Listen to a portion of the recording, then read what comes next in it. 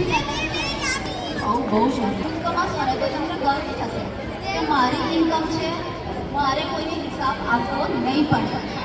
ઘરમાંથી તમને આપે છે ને તો તમે એનો હિસાબ આપશો, એક રૂપિયાનો હિસાબ આપો કે હા મેં આ જગ્યાએ આ પૈસો વાપર્યો છે. પણ જ્યારે તમે ખુદ કમાશો ને તો તમારે કોઈનો હિસાબ નહીં આપવો, તમે જાતે તમે એને ખર્ચ કરી શકશો.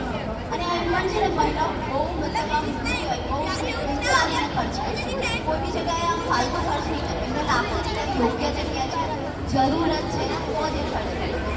કે ઘરમાં એમ પણ કીધું કે બચત કરે છે, બચત કરે છે ને રૂપિયાની બચત કરતી. રૂપિયો પણ બચતો હશે ને તો ભારતની મહિલા બચાવશે.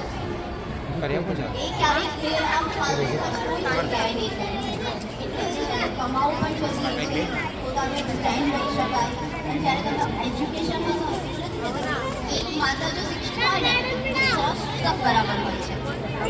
એક માતા ઘરમાં બાળકને ખાલી સંસ્કાર નહીં આપે, સંસ્કાર સાથે એજ્યુકેશનથી લઈને આખા ઘરને સંભાળી શકે છે.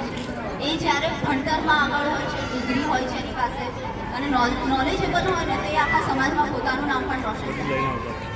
તો મને એટલું બધું અનુભવ નથી બોલવાનો, પણ ટ્રાય કરું છું હું તમારી સાથે કનેક્ટ થઈ શકું, મને સાંભળી શકું. બીજું એ કહેવા માગીશ કે છે ને કે સ્ત્રી મારી પણ શકે છે અને તારી પણ શકે છે. હવે એનું એક ઉદાહરણ એ આપીશ કે મારી ક્યારે શકે છે જ્યારે તમે એને શું કહેવાય હિંસાત્મક રીતે હેરાન કરો છો. જેમ કે જ્યારે ભારત પર અંગ્રેજોનું રાજ હતું તો ઝાંસી કી રાણી લક્ષ્મીબાઈ, દુર્ગાબાઈ એવા બધા જાણકાર ઇતિહાસ ભણ્યા છે. ઇતિહાસના સ્ટુડન્ટ છું તો મને હિસ્ટ્રી વધારે ગમે છે, એટલે મેં એક ઉદાહરણ લીધું છે. તો જ્યારે દેશને આઝાદીની જરૂર હતી ને તો પુરુષો તો હતા જ, પણ સાથે સાથે સ્ત્રીએ બી પોતાનું યોગદાન આપ્યું હતું. ઝાંસી કી રાણી લક્ષ્મીબાઈ જે અંગ્રેજો સામે લડ્યા હતા ભારતની આઝાદી માટે. અને તારી શકે એટલે જ્યારે તમે કોઈ મુસીબતમાં હોવ ને, પુરુષ હોય, પરિવાર હોય, તો મહિલા છે ને પોતાના સલાહ સૂચન પણ આપે. ક્યારેક ક્યારેક છે ને એમની સલાહ પણ સાંભળી લેજો. અહીંયા ઉપસ્થિત પુરુષોને હું કહેવા માંગુ છું કે છે ને એ પણ તમારી સાથે રહીને બધું ઘણું જ શીખ્યા હોય છે.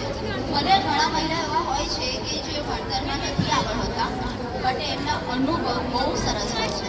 નો ડાઉટ મારા મમ્મીનું 10th જ છે, બટ જે રીતે એ વાત કરે છે ને મને એમ થાય છે ભલે હું એજ્યુકેટેડ છું, ભણેલી છું, બટ એમના અનુભવ બેસ્ટ છે. એ ઘણીવાર ઘણા મુહાવરા કહાવતો બોલે ને તો હું વિચારા કરું કે આનો અર્થ શું થતો છે. પણ એ જ્યારે મને સમજાવે ને તો હું સમજી લઉં કે હા આ એમનો અનુભવ બોલે છે. એટલે અનુભવ છે આમ નથી કહેતા ઘરડા એમને નથી થયા, વાળ જે હોય ને એ વાળ અનુભવથી થાય છે. અને ક્યારે બી તમને કોઈ સલાહ આપતું હોય ને ઘરડું કે સ્ત્રી કે કોઈ બી એ પણ સાંભળવાનું રાખો. અને હા હું એ કહેવા માગીશ કે સ્ત્રીનું ખાલી આજના દિવસ માટે સન્માન ના કરતા, એનું હંમેશા સન્માન કરશો. સ્ત્રી મતલબ એમ છે કે એમને તમે રિસ્પેક્ટ પ્રેમ કેર આપશો ને તો એ તમારા માટે સર્વસ્વ સમર્પણ કરી દેશે. તમારા માટે મતલબ કંઈ પણ કરવા તૈયાર નહીં થશે. અને આ છે તમે માની લો કે કોઈ બી ફેમિલી માતા બહેન વગર બની શકે છે, ત્યારે કોઈ એક પુરુષ ફેમિલીનું નિર્માણ કરી શકે. કહી શકો કે એકલો પુરુષ પરિવાર છે? નહીં, બિલકુલ નહીં. પરિવાર બનવા માટે માતાની, સ્ત્રીની, બહેનની ભૂમિકા બહુ ઇમ્પોર્ટન્ટ છે. જેમ કહે છે કે પરિવારની ડેફિનેશન જ છે માતા, પિતા, દાદા, દાદી, કાકા, કાકી, લોહીનો સંબંધ ધરાવતા હોય. અમુક લોકો દત્તક લે છે જેનું નથી હોતું બાળક, પણ એમના સાથે જો તમે ઇમોશનલી કનેક્ટ થઈ જાઓ, એમની કેર કરો, એમને પ્રેમ આપો ને તો એ તમારી સાથે છે ને પૂરું જીવન જીવી લે. માનો છો? મ્યુઝિક પણ સ્ટાર્ટ કર્યું, ડાન્સ કરવો છે. ઓકે.